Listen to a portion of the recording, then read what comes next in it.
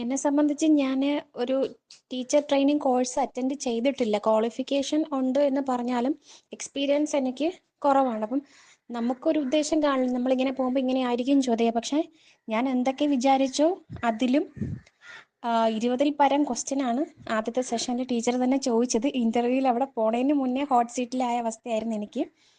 കാരണം ഈ തരത്തിൽ ക്വസ്റ്റ്യൻ ചോദിക്കും എന്ന് എനിക്കറിയില്ലായിരുന്നു. കാരണം നമ്മളെ കൂടെ ഇത് എക്സാം എഴുതിയ പലതും പറഞ്ഞു തരുന്നില്ല എന്ന് പിന്നീടാണ് എനിക്ക് മനസ്സിലായത്.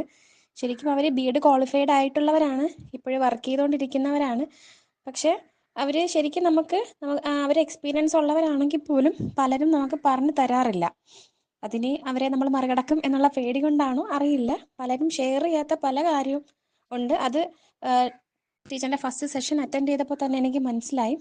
എന്നെ സംബന്ധിച്ച് അത് ഗ്രേറ്റ് അസറ്റാണ്. കാരണം എനിക്ക് ടീച്ചർ തന്നെ പറഞ്ഞല്ലോ, എനിക്ക് BEd TTC ഇല്ലാത്തത് കൊണ്ട് എന്തായാലും ഫസ്റ്റത്തെ ക്വസ്റ്റ്യൻ എനിക്ക് ആ റേഞ്ചിൽ നിന്ന്, അതായത് BEd അല്ലെങ്കിൽ TTC പരമായിട്ടുള്ള ക്വസ്റ്റ്യൻസ് എന്നോട് ചോദിക്കും എന്നുള്ള കാര്യം എനിക്ക് മനസ്സിലായി. അപ്പോൾ ടീച്ചർ ചോദിച്ച ക്വസ്റ്റ്യൻസിന് തന്നെ എനിക്ക് കറക്റ്റായിട്ട് ഉത്തരം ഇപ്പോഴും ഞാൻ കണ്ടുപിടിച്ച് വെച്ചിട്ടില്ല. ടീച്ചർ കഴിഞ്ഞ ക്ലാസ്സിൽ തന്ന ഒരു 20ഓളം ക്വസ്റ്റ്യൻസ് ഞാൻ എഴുതി വെച്ചിട്ടുണ്ട്. അതിൻ്റെ ആൻസർ ഞാൻ ഇപ്പോൾ കണ്ടുപിടിച്ചുകൊണ്ടിരിക്കുകയാണ്. അപ്പോൾ അതിൻ്റെ ആൻസർ എനിക്ക് നന്നായിട്ട് പറഞ്ഞാൽ മാത്രമേ എനിക്ക് അവിടെ എത്താൻ പറ്റും. ഇപ്പോൾ ആദ്യത്തെ സെഷൻ കംപ്ലീറ്റ് അല്ല, അതിൻ്റെ പകുതി സെഷൻ വരെ ഞാൻ കറക്റ്റ് നോട്ട് ഡൗൺ ചെയ്ത് എഴുതിയിട്ടുള്ളൂ. ബാക്കി സെഷൻ ഇനിയും കംപ്ലീറ്റ് ചെയ്യാനുണ്ട്. അതിൽ നിന്ന് എനിക്ക് 20 ക്വസ്റ്റ്യൻ കിട്ടിയിട്ടുണ്ട്. ഇത്രയും ക്വസ്റ്റ്യൻസ് പലരും അറ്റൻഡ് ചെയ്ത് പലരും ഉണ്ട് മാം, പക്ഷേ ആരും ഷെയർ ചെയ്യാറില്ല. അപ്പോൾ എനിക്കത് നല്ലൊരു അസറ്റാണ്.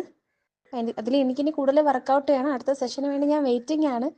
പക്ഷേ ആദ്യ സെഷനിൽ തന്ന വർക്കെല്ലാം ഞാൻ കംപ്ലീറ്റ് ചെയ്തിട്ടില്ല. ആ ഒരു ടെൻഷൻ ഉണ്ട്.